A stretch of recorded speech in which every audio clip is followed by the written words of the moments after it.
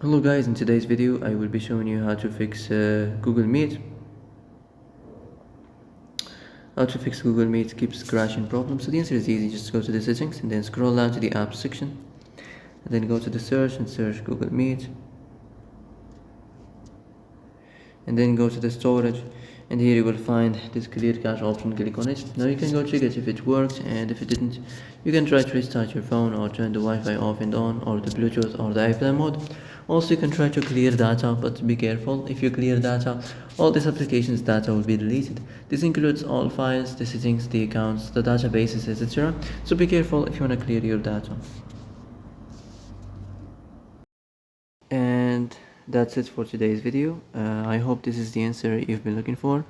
If you like this video, don't forget to like and subscribe, and see you in the next video. Thanks for watching.